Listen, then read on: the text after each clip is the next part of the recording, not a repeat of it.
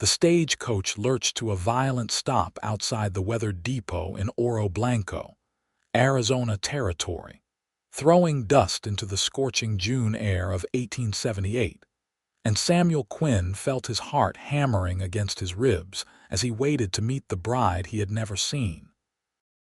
He stood there in his best shirt, the one without patches, his calloused hands gripping his hat so tightly the brim was beginning to crease.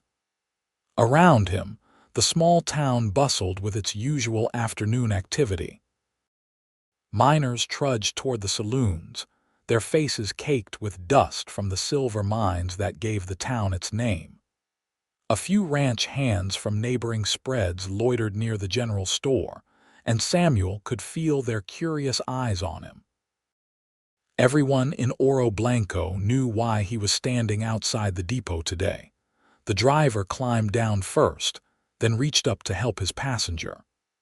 Samuel took a step forward, his throat suddenly dry despite the canteen he had drained on the ride into town.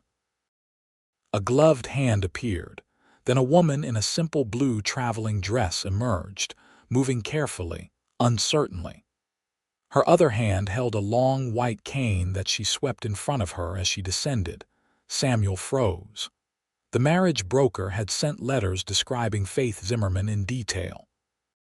22 years old, brown hair, good temperament, excellent cook, capable of managing a household. Nowhere in those letters had there been any mention of blindness. The driver was speaking to her in low tones, gesturing toward where Samuel stood, though of course she could not see the gesture. She nodded, her face turned in his general direction but not quite meeting his eyes. Her features were delicate, almost fragile, but there was something determined in the set of her jaw.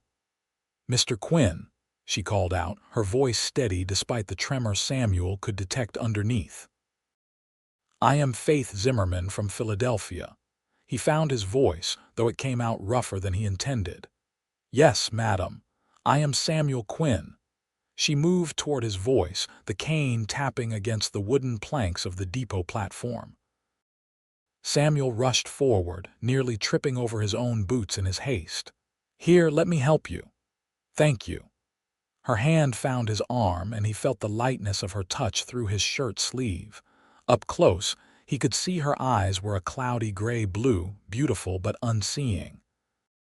Her fingers trembled slightly where they rested against his forearm. The driver deposited a worn trunk at Samuel's feet. "That is all her belongings," he said, then climbed back onto the stagecoach without another word.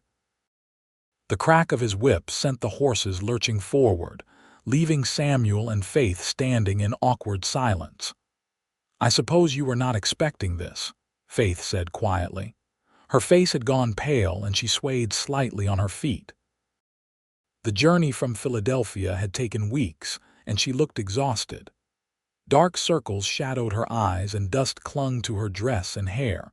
Samuel swallowed hard. His ranch was struggling. He had ordered a bride specifically because he needed help, someone to manage the house while he worked the land and the cattle. How could a blind woman possibly do what needed to be done? The practical part of his mind, the part that had kept him alive through droughts and harsh winters and rustlers, was screaming at him to put her back on the next stagecoach east. But she was trembling now, trying to hide it, her chin lifted in a show of pride that made something twist in his chest. She had come all this way. She had answered his advertisement in good faith, no pun intended, and he could see the fear she was trying so hard to conceal. "Then I will be your eyes forever," he heard himself say. Faith's hand tightened on his arm. "What? You came all this way to marry me, Miss Zimmerman. I gave my word in those letters that I would provide for you and treat you with respect. I do not go back on my word." Even as he said it, Samuel wondered if he had lost his mind. But the words felt right, felt true in a way that surprised him. Tears welled in those cloudy eyes. "The marriage broker said I should not tell you. She said it would be fine, that once we were married you would have to keep me regardless." I argued with her, but she said this was my only chance at a life of my own, that my sister could not afford to keep me much longer. The words tumbled out in a rush, as if she had been holding them back for weeks. I wanted to be honest, but I was so desperate. My parents died last year in a fire, and my sister has 3 children of her own. I have been such a burden. You are not a burden. Samuel surprised himself with the fierceness in his voice. He looked around at the watching townspeople, saw the speculation and pity in their faces, and made a decision. We will get married today if that is still your wish. The Reverend can perform the ceremony. Then I will take you home to the ranch. You truly mean it, Faith whispered. Even though I am blind. Samuel shifted her hand to rest more securely in the crook of his arm and picked up her trunk with his free hand. I made a promise. Let us go find Reverend Thompson. The small church sat at the end of the main street, its white paint peeling in the harsh desert sun. As they walked, Samuel described what they were passing. We are on the main street now. The general store is on our left, painted red with a green sign. The saloon is across from it. There is a group of miners watching us from the saloon porch. Faith listened intently to every word. What do you look like, Mr. Quinn? Samuel, please. We are to be married after all. He considered the question. I am 26 years old. Tall, my foreman tells me, though I have never thought much about it. Brown hair that needs cutting. I have been told I am too serious, that I do not smile enough. You have all your teeth. There was the faintest hint of humor in her voice. Despite everything, Samuel felt his mouth quirk upward. I do, surprisingly enough, and you? Beyond what I can see, I mean. I am 22, as the letters said. I have been blind since I was 16. A fever took my sight over the course of 3 days. The doctors could do nothing. Her voice remained steady, but he felt her grip on his arm tighten.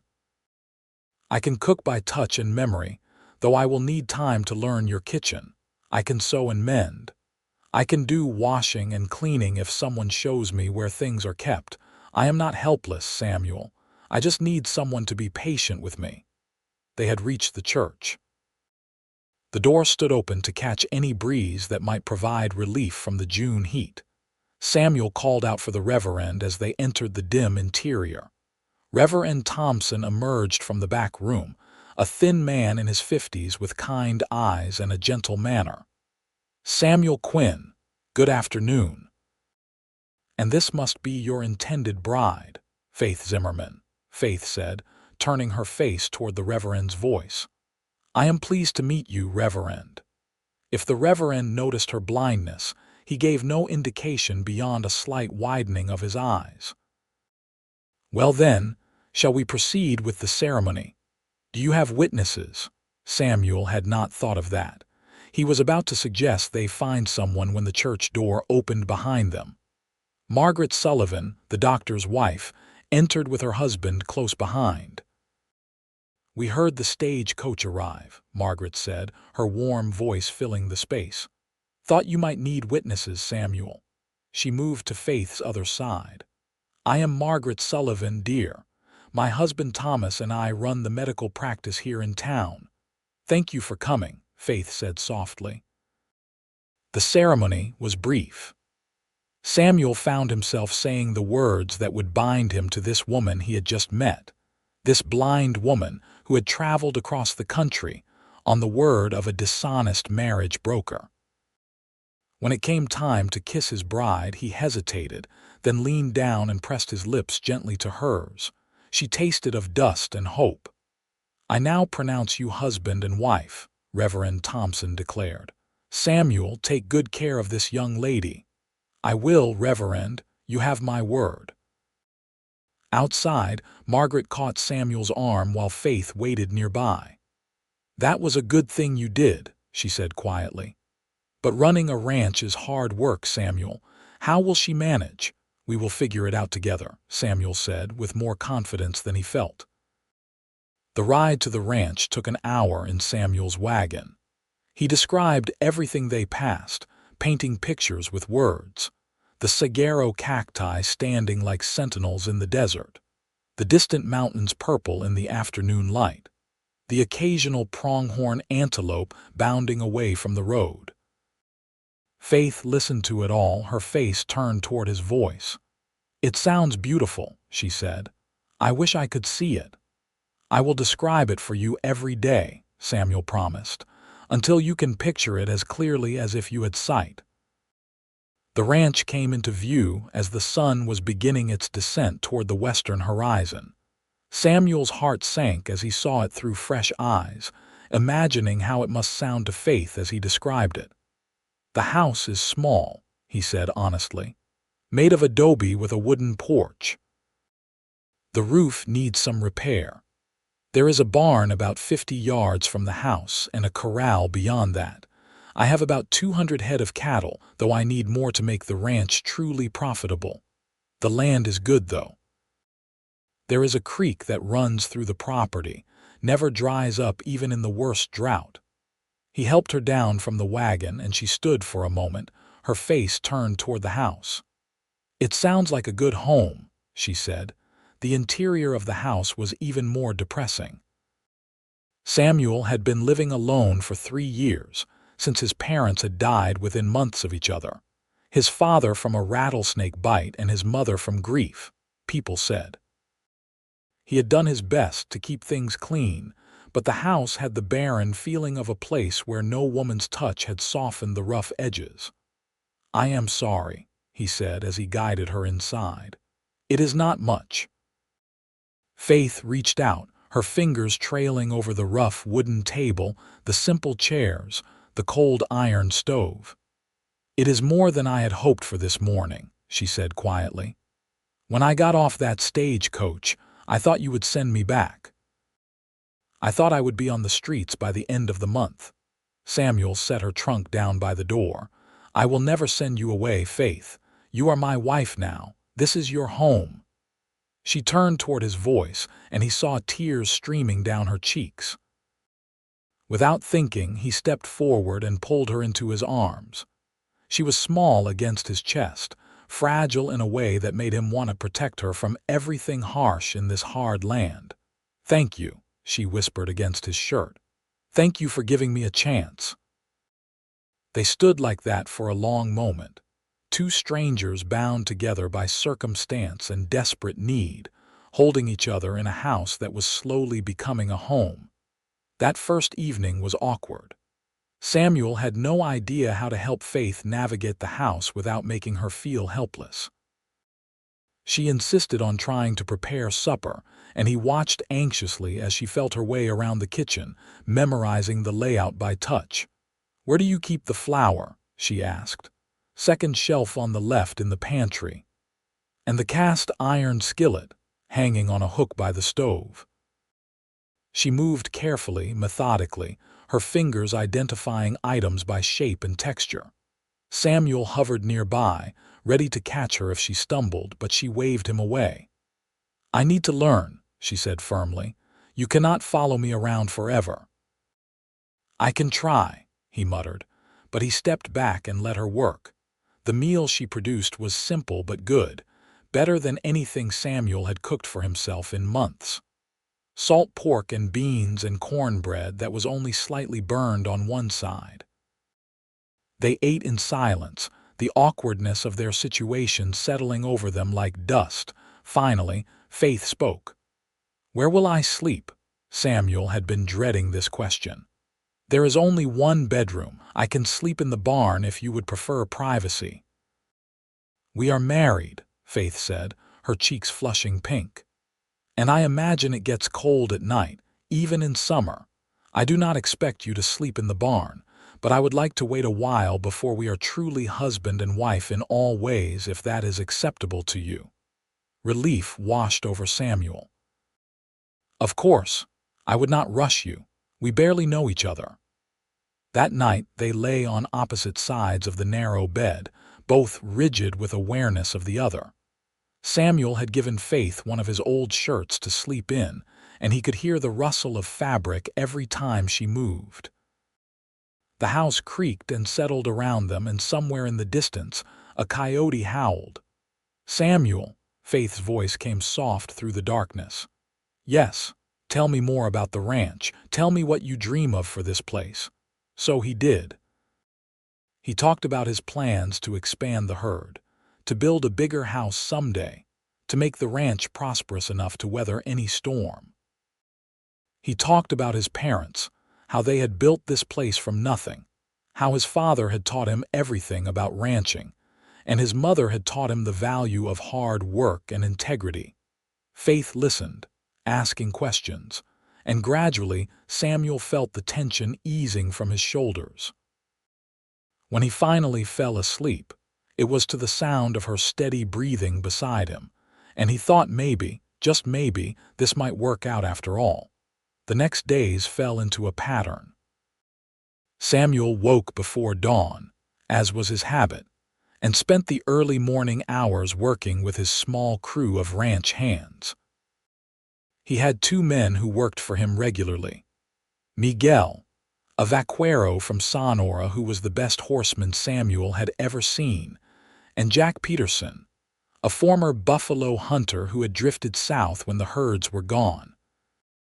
Both men had been surprised to learn Samuel had married, even more surprised when they met Faith. But they had the decency not to question it, at least not within Samuel's hearing. Every afternoon, Samuel returned to the house to check on Faith. Each day, he found her more confident in her surroundings. She had mapped the entire house in her mind, could move from room to room without hesitation. She had reorganized the kitchen in a way that made sense to her fingers, grouping items by use and frequency. "You moved all my things," Samuel said one day, only half joking. "Your things were arranged by someone who could see them," Faith replied with a smile. "Now they are arranged by someone who needs to feel them. Is that a problem?" "No," he admitted. "Actually, I can find things faster now. You have a better system than I did."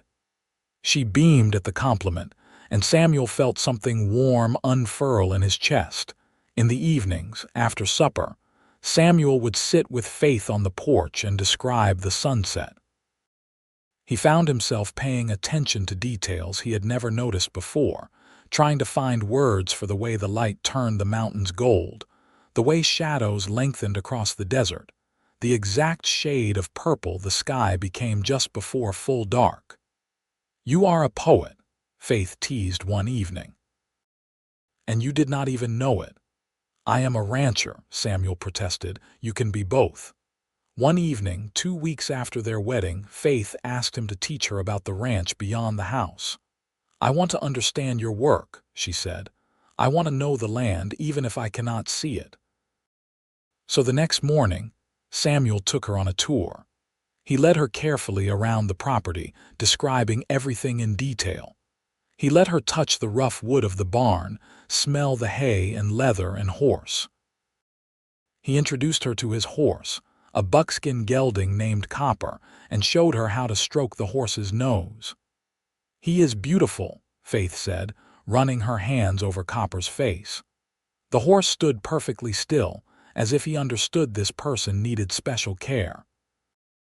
"How do you know he is beautiful?" Samuel asked, curious. "I can feel the strength in him, the smooth muscles under his coat. I can hear the gentleness in how he breathes. Beautiful is not just about sight." They walked to the creek, and Samuel described the way the water moved over stones, the cottonwood trees that grew along the banks, the tracks of deer and javelina in the mud. Faith knelt by the water and dipped her hands in, laughing at the coldness. "It is perfect," she said. "All of this is perfect." Samuel looked down at her, at the joy on her face, and realized with a start that he was beginning to care for this woman. She had been thrust into his life by circumstance, but she was making a place for herself not just in his house but in his heart. That night, the space between them in the bed seemed smaller. When Samuel woke once in the darkness, he found Faith had rolled toward him in her sleep, one hand resting on his chest. He lay very still, not wanting to wake her, feeling the warmth of her palm through his nightshirt. Things changed one blazing afternoon in July. Samuel and his men were working on repairing fence line in the north pasture when Miguel came riding up fast, his horse lathered with sweat. "Trouble at the house, boss," Miguel said urgently. Jack went to get water from the well and saw some men hanging around. Samuel's blood ran cold. He spurred Copper into a gallop, racing back toward the ranch house. His mind conjured terrible images. Faith was alone, vulnerable, unable to see danger coming. He arrived to find 3 men on horseback in his yard. They were rough-looking characters, the kind of drifters who hired out to the highest bidder and were not particular about the work. Jack had positioned himself between them and the house, his rifle held ready but not quite aimed at anyone. Samuel dismounted in one fluid motion. "This is private property. State your business or move on." The largest of the 3 men, a brute with a scarred face and mean eyes, grinned unpleasantly. "We heard you got yourself a wife, Quinn. Just wanted to welcome her to the territory proper-like." "You have done your welcoming. Now leave." "Not very hospitable, are you?" another man said. He was younger with a cruel twist to his mouth. "Maybe your wife would be friendlier." Samuel's hand dropped to the revolver at his hip. "You will leave now or I will make you leave. Your choice." The 3 men looked at each other, clearly weighing their options. They were testing him, Samuel realized, seeing if he would be easy prey. Lone ranchers with small operations were sometimes targets for men like this, especially if they thought there was something worth stealing or someone worth threatening. The standoff was broken by Faith's voice from the doorway. "Samuel, what is happening?" Every man's attention snapped to her. She stood in the doorway of the house, one hand on the frame for orientation, clearly anxious. The white cane in her other hand made it immediately obvious she was blind. The 3 drifters looked at her, then at Samuel, and something passed between them, some unspoken communication. The scarred man's expression shifted to something uglier, more predatory. "Well, ain't that interesting," he said slowly. "A blind wife. That is real touching, Quinn, you taking in damaged goods like that." White-hot rage flooded through Samuel. He drew his revolver and aimed it directly at the man's chest. "Get off my land. Now. And if I ever see you near my wife again, I will kill you where you stand." The absolute certainty in his voice must have convinced them. The scarred man held up his hands in mock surrender. We are going. No need to get all worked up."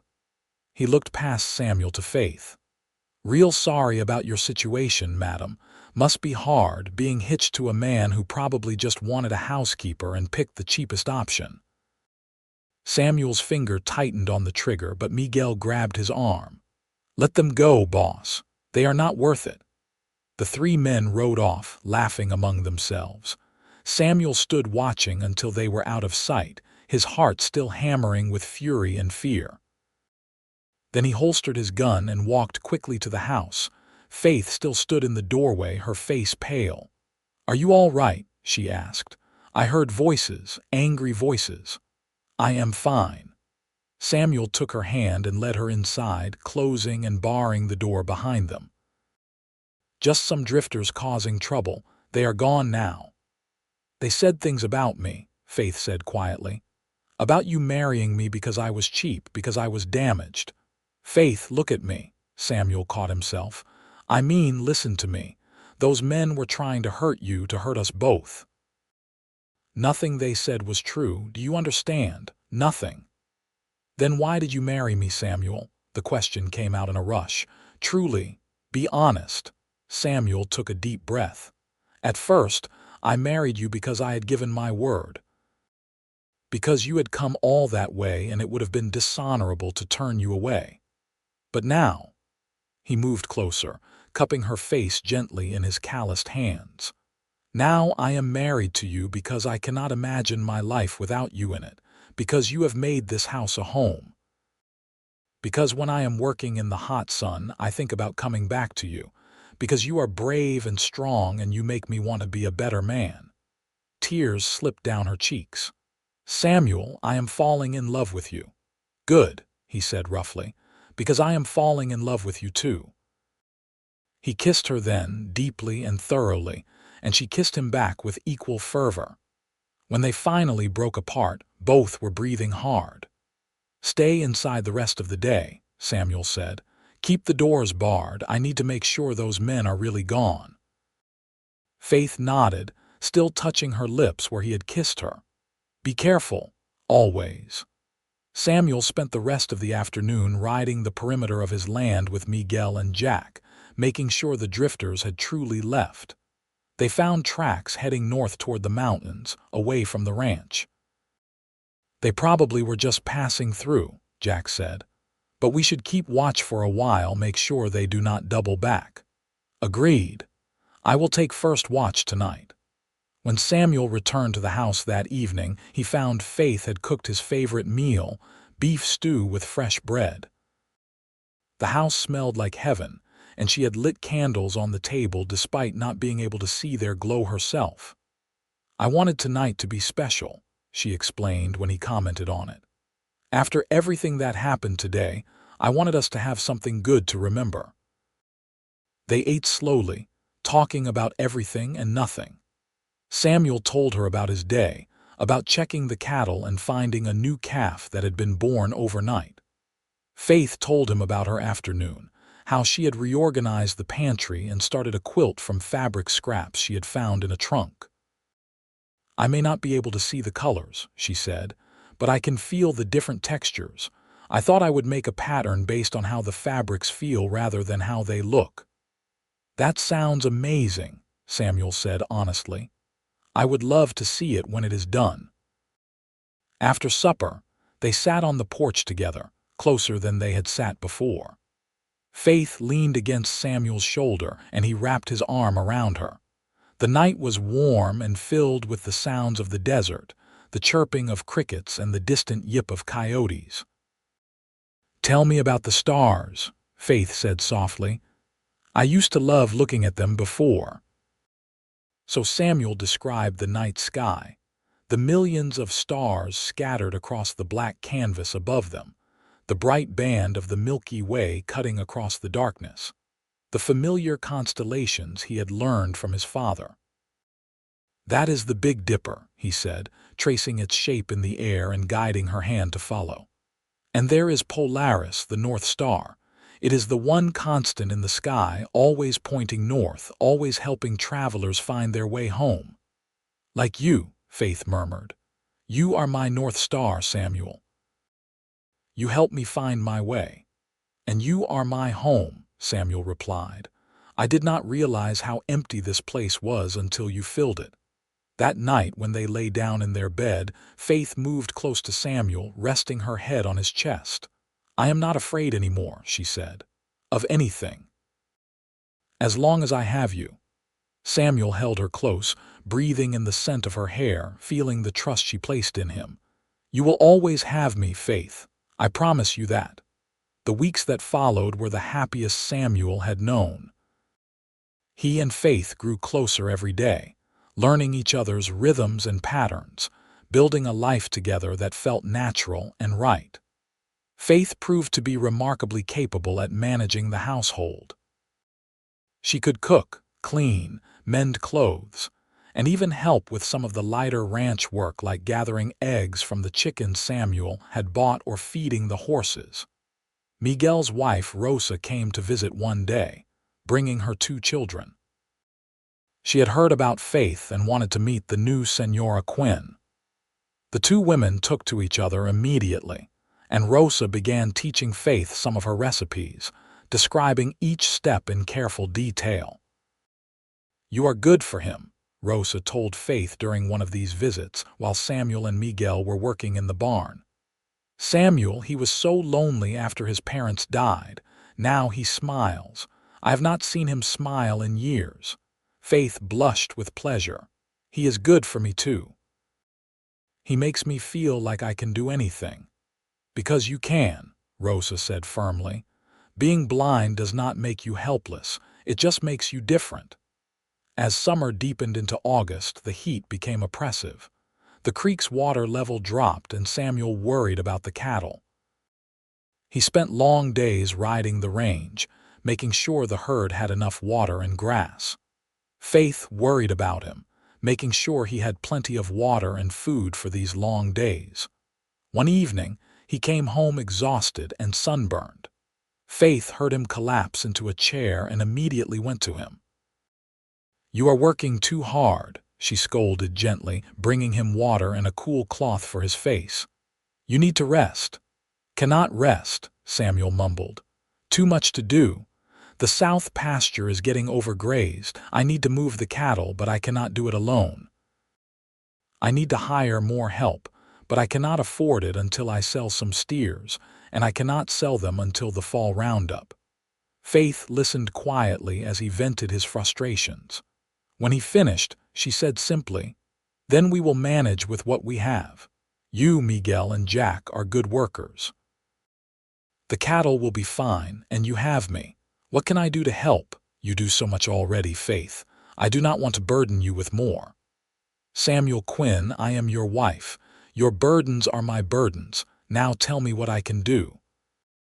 He looked at her, this woman who had come into his life by accident and stayed by choice, who faced every challenge with grace and determination, and felt his heart swell with love. "You already do more than you know," he said softly. "Just being here, just having you to come home to, it makes everything worth it." She leaned down and kissed him, soft and sweet. "I love you," she whispered against his lips. "I love you so much it scares me sometimes." "I love you too," Samuel replied, "more than I thought possible." That night, their relationship changed. The barriers they had maintained, the polite distance, finally fell away. They came together as husband and wife truly, and it was tender and sweet and passionate all at once.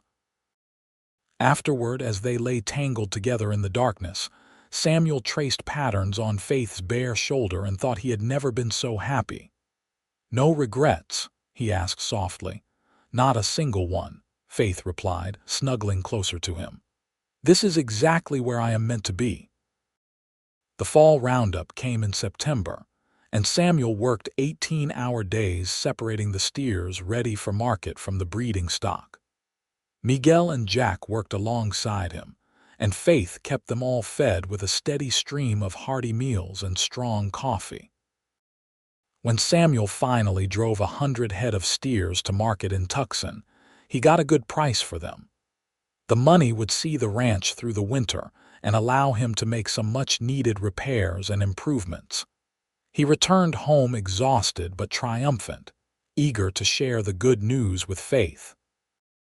He found her in the kitchen, her face pale and drawn. "Faith, what is wrong?" "I think I am pregnant," she said quietly. Samuel's world stopped spinning. "What?" "I have missed my monthly courses twice now, and I have been feeling sick in the mornings. Rosa noticed and asked me about it. She thinks I am about 2 months along." 1,000 thoughts raced through Samuel's mind. A baby. He was going to be a father, but Faith was blind. How would she manage a baby when she could not see? The practical concerns warred with the joy he felt at the news. Faith must have sensed his hesitation. Her face closed off, became shuttered. "I know this is not what you planned," she said stiffly. "I know I am already more than you bargained for."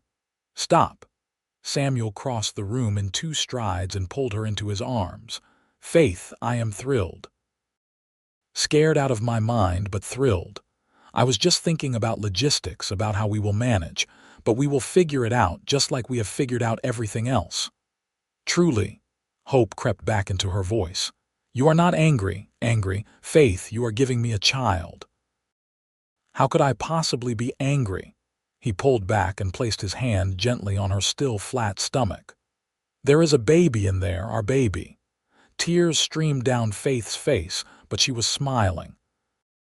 "I was so afraid you would think I was too much trouble, that a blind woman with a baby would be more than you wanted to deal with."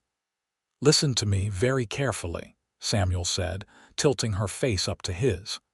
"You are the best thing that ever happened to me. You and this baby are my family.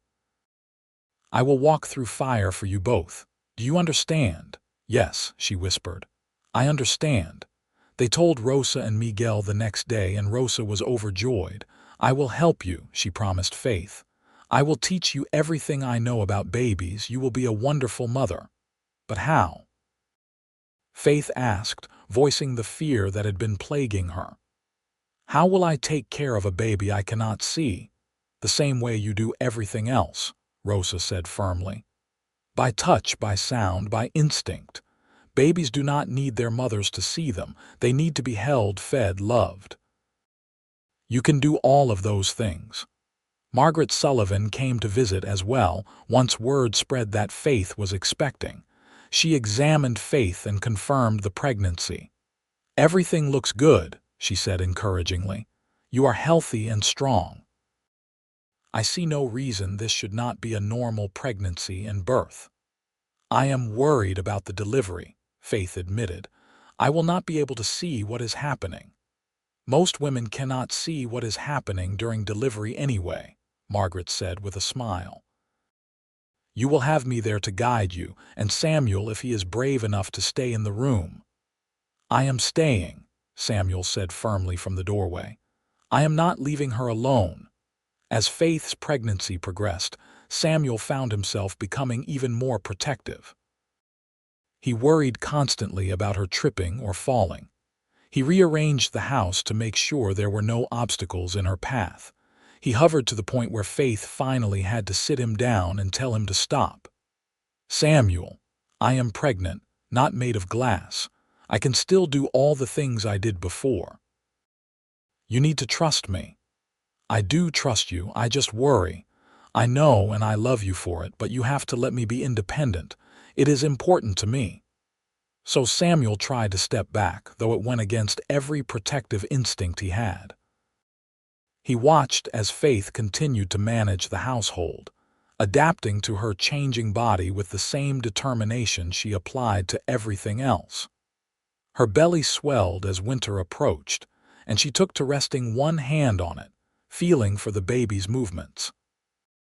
"He is kicking," she would say with wonder, grabbing Samuel's hand and placing it where she could feel the movement. "Can you feel it?" Samuel would press his palm against her stomach and feel the flutter of life beneath. It was a miracle, he thought, this tiny person they had created together. The first snow came in late November, dusting the desert with white and making everything seem clean and new. Samuel described it to Faith in detail, the way the sunlight sparkled on the snow, how the mountains looked in their white blankets. He led her outside and let her feel the cold flakes falling on her face, melting almost instantly. "It is beautiful," she said, tilting her face up to the sky. "Thank you for sharing it with me." Christmas came, and Samuel bought Faith a rocking chair from the general store in Oro Blanco. "For you and the baby," he explained as she ran her hands over the smooth wood and tested the gentle rock of it. "It is perfect," she said, tears in her eyes. "I will rock our child in this chair and sing lullabies." "What did you get me?" Samuel asked teasingly. Faith's cheeks went pink. "I made you something. It is not much, but I worked on it for weeks." She handed him a bundle wrapped in cloth. Inside was the quilt she had been working on, finished now. It was a masterpiece of texture rather than color, different fabrics arranged in patterns that Samuel could feel with his fingertips even as he saw them with his eyes. It was unique, beautiful in a way he had never seen before. "Faith, this is incredible. How did you make this?" "I felt each piece, imagined how they would work together based on their texture. Rough next to smooth, thick next to thin. Rosa helped me with the actual sewing once I had the pieces arranged." Samuel wrapped the quilt around his shoulders, feeling the love that had gone into every stitch. "This is the best gift anyone has ever given me," he said honestly. They spent Christmas Day quietly at home, just the two of them. Samuel cooked a turkey that came out surprisingly well, and Faith made her famous apple pie. They sat by the fire that evening, Faith in her new rocking chair and Samuel on the floor beside her, his hand resting on her swollen belly. "This time next year we will have a baby for Christmas," Faith said softly. "Can you imagine?" "I am trying to," Samuel admitted. "It does not seem real yet." "It will when the baby arrives in March. Then it will seem very, very real." The winter months passed slowly. The ranch work eased somewhat in the cold weather, giving Samuel more time to spend at home with Faith. They grew even closer, talking for hours about everything from their childhoods to their dreams for the future. Samuel learned that Faith had wanted to be a teacher before she lost her sight, that she loved poetry and music, that she was afraid of thunderstorms. Faith learned that Samuel had wanted to see the ocean someday, that he had a sweet tooth he tried to hide, that he still missed his parents fiercely but rarely talked about it because it hurt too much. "Tell me about them," Faith urged one night as they lay in bed. "Tell me about your mother." So Samuel did. He talked about how his mother had been small but fierce, how she had shot a rattlesnake that threatened Samuel when he was a boy, how she had made the best biscuits in the territory, and sung off-key but with great enthusiasm. He talked about how she had grieved for his father, how she had faded away like a flower without water. "She would have loved you," he said finally. "She always wanted me to find someone kind and strong. She would have said you were perfect for me." "I wish I could have known her," Faith said, wiping away tears. "I wish our baby could have grandparents." "Our baby will have us," Samuel said. "And Miguel and Rosa and their children, and all of Oro Blanco. Our child will be loved by an entire community." As Faith's due date approached, Samuel became increasingly anxious. He made Margaret Sullivan promise to come at the first sign of labor, no matter what time of day or night. He stocked the house with enough supplies to last through a siege. He drove Faith crazy with his fussing until she finally banned him from the house for an afternoon just to get some peace. "Go work on the ranch," she ordered. "I will still be pregnant when you get back." But he was home by supper, unable to stay away. "I am sorry," he said sheepishly. "I cannot help but worry." "I know," Faith said, taking his hand. "But Samuel, women have been having babies since the beginning of time. I will be fine. We will be fine." The baby chose to arrive on a sunny morning in late March. Faith woke Samuel before dawn with a gasp. "I think it is time," she said, her voice tight with pain. Samuel had prepared for this moment, but he still felt panic rising in his throat. He dressed quickly and rode to fetch Margaret Sullivan while Miguel stayed with Faith. By the time he returned with the doctor's wife, Faith was pacing the bedroom, one hand on her back and the other on her belly. "Good, you are up and moving," Margaret said approvingly. "That is exactly what you should be doing.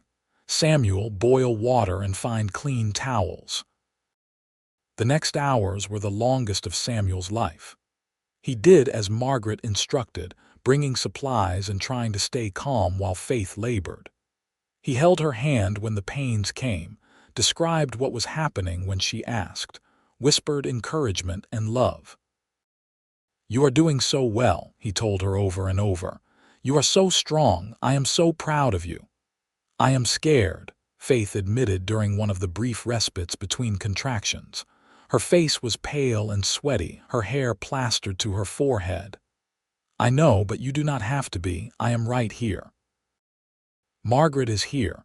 We are not going to let anything happen to you or the baby." As the sun climbed higher in the sky, Faith's labor intensified. Margaret checked her progress and nodded with satisfaction. "Almost there. Just a little bit longer." Finally, as the noon sun blazed down on the ranch, Margaret said, "All right, Faith. It is time to push. With the next contraction, bear down as hard as you can." Samuel held Faith's hand so tightly he was afraid he might hurt her, but she squeezed back just as hard. She pushed, her face contorted with effort, and Samuel felt completely helpless. All he could do was be there, be her anchor, be her eyes. "Again," Margaret coached. "You are doing beautifully. I can see the head." Faith pushed again, and suddenly a thin, angry wail filled the room. Samuel felt tears streaming down his face as Margaret lifted a tiny, squalling baby into view.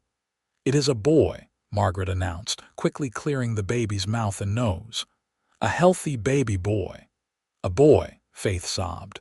"Is he all right? Tell me he is all right." "He is perfect," Samuel said, his voice breaking. "Faith, he is absolutely perfect." Margaret cleaned the baby quickly and wrapped him in a soft blanket, then placed him carefully in Faith's arms. Faith's hands immediately went to the baby, touching his tiny face, his little fingers, mapping him with her fingertips the way she had mapped everything else in her new life. "Hello, little one," she whispered. "I am your mama. I cannot see you, but I can feel that you are beautiful." Samuel knelt beside the bed, one arm around Faith and one hand resting gently on his son. The baby had stopped crying and was making small snuffling sounds, his tiny fist waving in the air. He had dark hair and a red, wrinkled face, and Samuel thought he was the most beautiful thing he had ever seen. "We need to name him," Faith said softly, still exploring her son with gentle fingers. They had discussed names for months, unable to agree on anything. But now, looking at his son, Samuel knew exactly what he wanted to call him. "What about Lucas? It means light. He is our light." Faith smiled, tears running down her cheeks. "Lucas Quinn, it is perfect. He is perfect." Margaret finished attending to Faith, then quietly left them alone to bond with their new son. Samuel climbed carefully onto the bed, arranging Faith and the baby against his chest so he could hold them both. His family, his wife and son.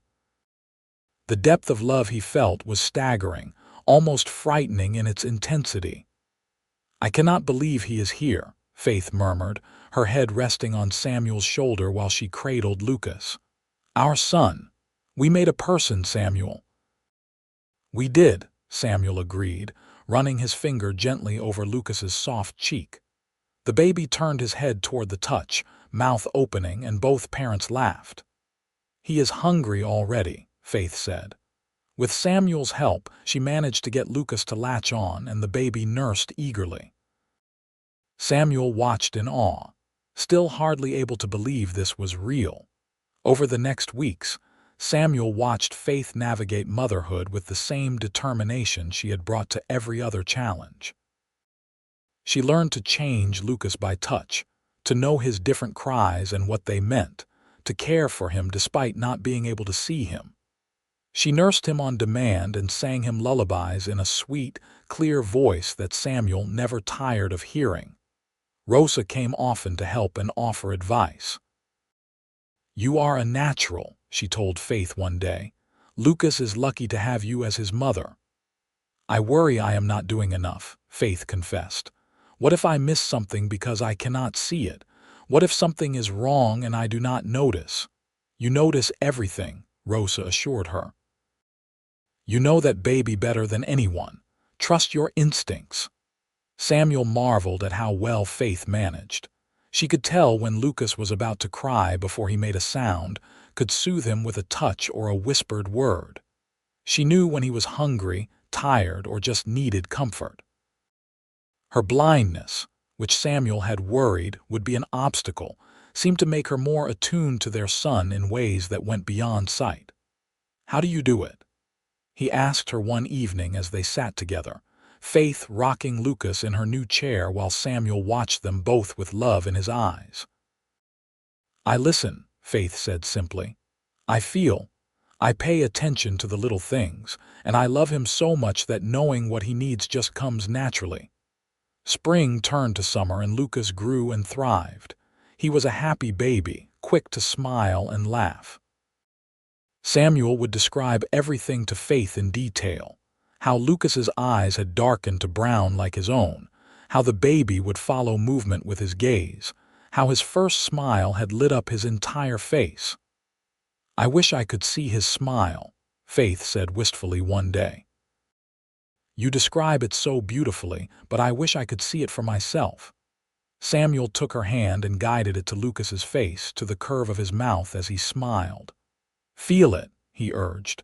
"Feel the joy in him. That is what his smile looks like." Faith traced her fingers over Lucas's face, and the baby gurgled happily at her touch.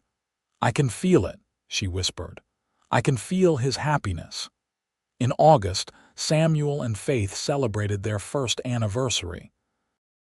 Samuel had arranged for Rosa to watch Lucas for the evening, and he took Faith on a picnic to a spot by the creek. He described the setting in detail, the way the cottonwood trees provided shade, how the water sparkled in the late afternoon sun, how the mountains looked in the distance. They ate the lunch Faith had prepared and talked about their year together.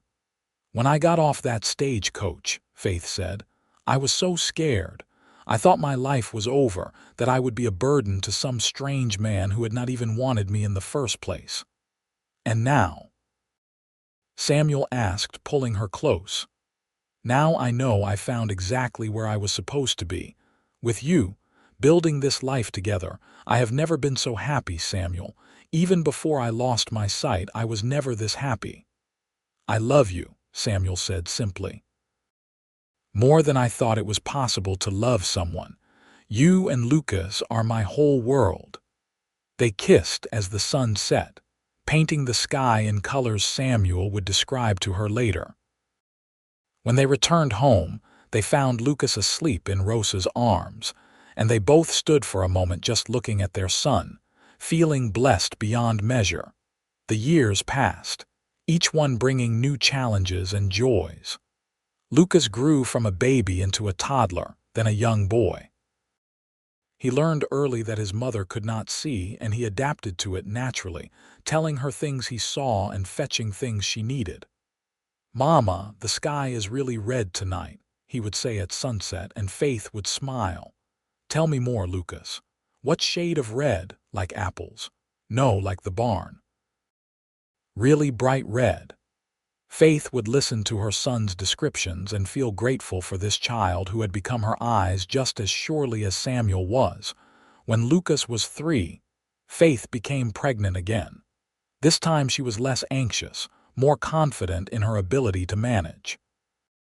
Samuel still worried, but he tried to hide it better. Their daughter was born in the winter, a tiny thing with dark hair like her brother and Faith's delicate features. They named her Grace. "2 children," Samuel said in wonder, holding his newborn daughter while Lucas peered at her curiously. "We have 2 children, Faith. We are blessed," Faith agreed, exhausted but happy. "So very blessed." Lucas took to being a big brother with enthusiasm. He would sit beside Faith's rocking chair and tell his baby sister stories, chattering away in his high, sweet voice. "And then the horse ran really fast, Grace, faster than anything. Papa said I can ride Copper when I am bigger." As Grace grew, the ranch prospered. Samuel's hard work and careful management paid off. The herd expanded, and he was able to hire more hands and make improvements to the property. He built a larger barn and repaired the house roof that had been leaking for years. He even added a room onto the house so the children could have their own space. Through it all, Faith remained his anchor. She managed the household with quiet efficiency, raised their children with love and wisdom, and supported Samuel through every difficulty. She had learned every inch of the expanded house, could navigate it as easily as someone with sight. The children grew up thinking it was normal that their mother used a cane and learned things by touch, and the whole family worked together to make sure Faith was included in everything. On Sundays, they would go to church in Oro Blanco, and Samuel would describe the town to Faith as they rode in the wagon, telling her what had changed since the last visit. The townspeople had come to know and respect Faith Quinn, This blind woman who ran a ranch household and raised two fine children with grace and strength. When Lucas was 7 and Grace was 4, Samuel came home one day to find Faith sitting at the kitchen table with tears streaming down her face. He rushed to her side, terrified something was wrong. "What happened? Are you hurt? Are the children all right?" "We are fine," Faith said, laughing through her tears. "I am crying because I am happy, you foolish man. Margaret came by today. She told me something wonderful." "What?" "She said there have been advances in treating some kinds of blindness. She read about it in a medical journal. She does not know if it would work for me, but she thought I should know about it." "Samuel, there is a doctor in San Francisco who has had some success restoring partial sight to people who lost their vision to fever like I did." Samuel's heart leaped. "What does that mean? Could you see again?" "Margaret does not know. It might not work at all. Or it might only give me partial vision. But there is a chance, Samuel. A chance I might be able to see you and Lucas and Grace. A chance I might see the ranch, the mountains, the sky you have described to me so many times." Samuel knelt beside her chair and took her hands in his. "Do you want to try? Because if you do, we will make it happen. I do not care what it costs or how far we have to travel. If there is even a chance you could regain your sight, we will take it." Faith was quiet for a long moment. "I am scared," she admitted. "I have built my whole life around being blind. What if the procedure does not work and I have gotten my hopes up for nothing? What if it does work and everything changes?" "Change is not always bad," Samuel said gently. "But Faith, this has to be your decision. I love you exactly as you are. If you never regain your sight, it will not change how I feel about you. But if you want to try, I will support you completely." They talked late into the night, weighing the pros and cons. Finally, Faith made her decision. "I want to try. Not because I am unhappy being blind, but because I want to see my children's faces. I want to see you. I want to see the life we have built together with my own eyes instead of through descriptions." Samuel wrote to the doctor in San Francisco that very night, explaining Faith's situation. The reply came 6 weeks later. The doctor agreed to examine Faith and see if she might be a candidate for the new procedure he had developed. In the spring, when the ranch work was lighter, Samuel and Faith made the journey to San Francisco, leaving Lucas and Grace with Rosa and Miguel. It was a long, difficult trip by train, but Faith bore it with her usual quiet strength. The city overwhelmed her with its noise and bustle. Samuel described it all: the tall buildings, the crowds of people, the bay with its ships and fog. They stayed in a modest hotel near the doctor's office, and Faith clung to Samuel's arm as they navigated the unfamiliar environment. Dr. Harrison examined Faith thoroughly, testing her eyes and asking detailed questions about how she had lost her sight. Finally, he sat back and removed his spectacles. "I cannot promise anything, Mrs. Quinn, but based on what I have found, I believe there is a reasonable chance the procedure could restore at least partial vision. The fever damaged your eyes, but not beyond all repair. However, you need to understand the risks. The procedure is painful, and there is a chance it could make things worse rather than better." "What are the chances it will work?" Samuel asked, his arm around Faith's shoulders. "I would say 50-50. Half my patients have had some improvement in their vision. The other half saw no change." Faith took a deep breath. "I want to try." The procedure took place the following week. Samuel held Faith's hand the entire time, though he felt sick with worry. Dr. Harrison worked carefully, treating Faith's eyes with various solutions and using instruments Samuel did not understand.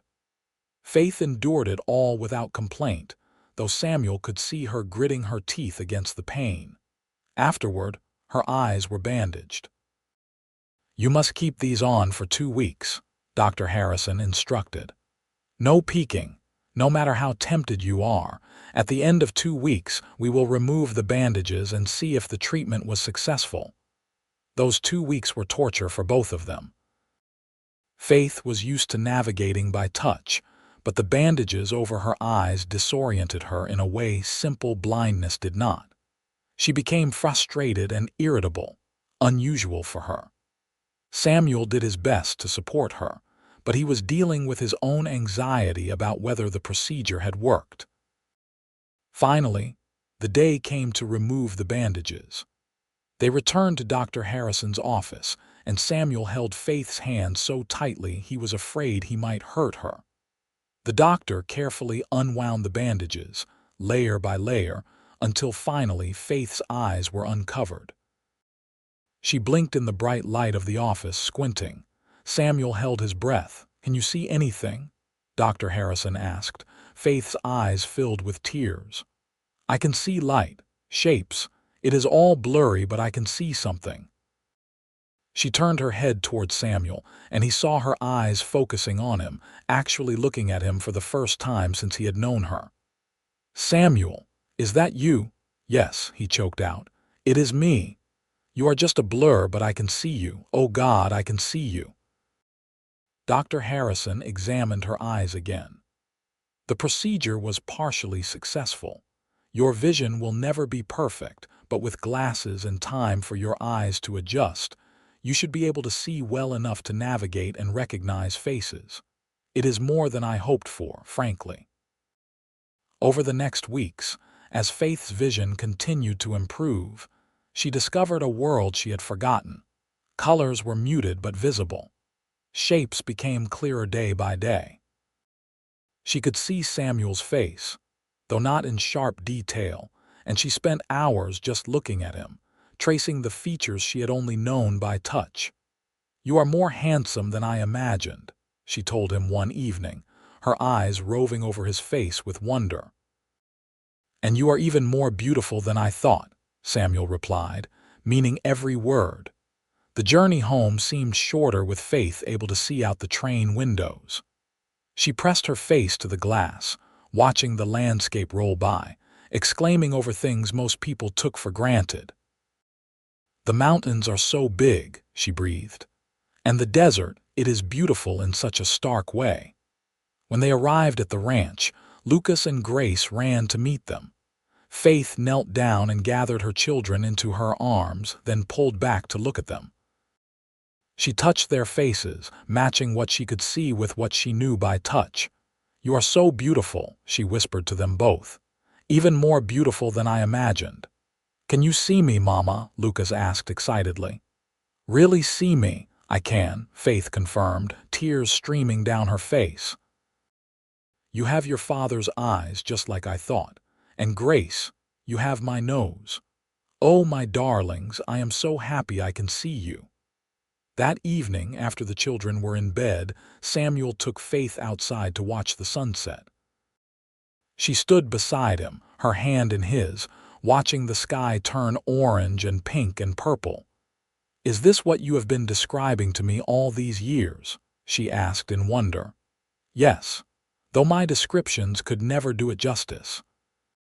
Faith turned to him, her not quite perfect vision still allowing her to see his face, his eyes, the love shining there. "You were my eyes for so long, Samuel. You described the world to me with such care and detail that I could picture it all. But now I can see for myself, and it is even better than I imagined because I can see you." Samuel pulled her close, kissing her deeply. "I meant what I said that first day," he murmured against her lips. "I would have been your eyes forever if this had not worked, but I am so glad you can see now. So glad you can watch our children grow, see the ranch, see everything we have built together." They stood there as the sun set, two people who had been brought together by desperation and circumstance, but had built something beautiful and true through love and commitment. Life continued on the ranch, better than ever now that Faith could see. She still used her cane sometimes when the light was poor, and she still relied on touch and sound as much as sight. But being able to see her family, to watch her children play, to look at Samuel across the dinner table. Those were gifts beyond price. More children came over the years. A third son they named Daniel, and twin girls they called Mary and Anne. The house grew more crowded and more joyful with each addition. Samuel expanded the ranch until it was one of the most successful in the territory. Miguel became his foreman and partner, and their families grew up together like one large extended clan.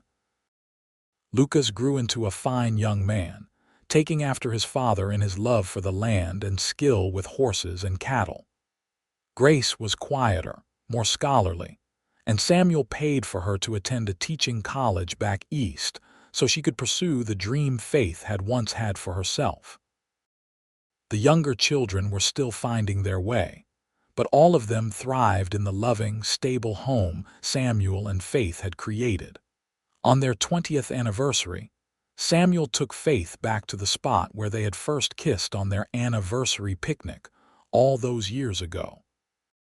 The children were old enough now to manage on their own for an evening, and Samuel wanted time alone with his wife. They sat by the creek, listening to the water and watching the sun set. Faith leaned against Samuel's shoulder, comfortable and content. "You ever regret it?" Samuel asked suddenly. Answering that advertisement, coming out here blind, taking such a risk with a stranger, Faith was quiet for a moment, considering. "Not for a single second," she said finally. "Coming here marrying you, it was the best decision I ever made.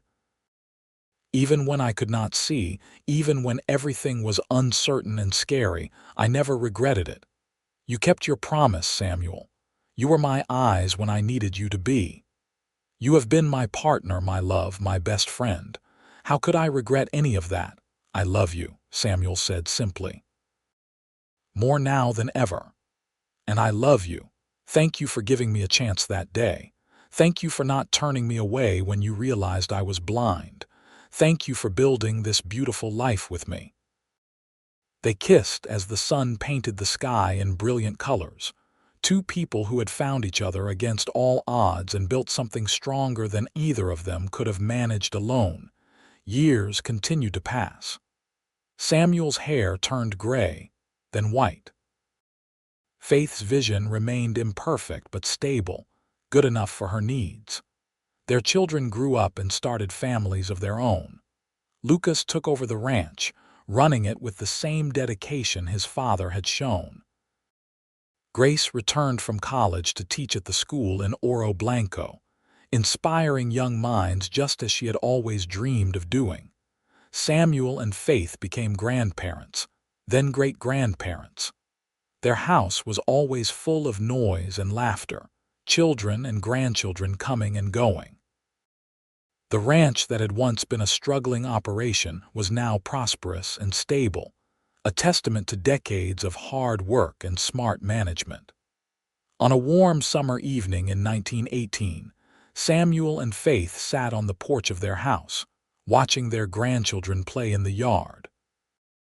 They were both elderly now, Samuel 76 and Faith 72, but they still sat close together, still held hands, still looked at each other with the same love that had grown between them 40 years earlier.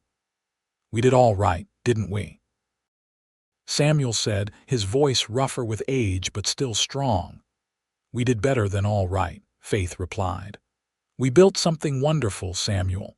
A family, a legacy, a love that has lasted through everything." Samuel looked at his wife, this woman who had arrived blind and terrified on a dusty stage coach platform so many years ago, who had faced every challenge with courage and grace, who had given him children and grandchildren and a life richer than he had ever imagined possible. "I would do it all again," he said. "Every moment, even the hard parts, because it led me to you. And I would answer that advertisement 1,000 times over," Faith said softly, "because it led me to you, to this life, to all of this." They sat in comfortable silence as the sun set, painting the Arizona sky in shades of orange and gold and purple. Their family surrounded them, evidence of the love they had built together. The ranch spread out before them, green and prosperous. Inside the house, the rocking chair Faith had used to rock all 5 of their children sat waiting for the next generation. It had started with a desperate gamble, a mail-order bride arrangement that should never have worked. But Samuel had kept his promise to be Faith's eyes, and she had given him her heart in return. Together they had built not just a ranch but a dynasty, not just a marriage but a true partnership that had lasted through decades of joy and sorrow, triumph and hardship. As the stars began to appear in the darkening sky, Samuel described them to Faith out of habit, even though she could see them for herself now. She listened anyway, because his voice describing the world to her would always be one of her favorite sounds. Their love story, which had begun with such uncertainty, had become something legendary in Oro Blanco. People talked about the rancher who had married a blind bride and promised to be her eyes forever, and how that promise had grown into one of the greatest love stories the territory had ever known. But to Samuel and Faith, it was simply their life. The life they had built together, one day at a time, through love and commitment and the simple act of keeping promises. And as they sat together on that warm summer evening, surrounded by the family they had created and the land they had nurtured, they both knew they would not change a single thing. The end.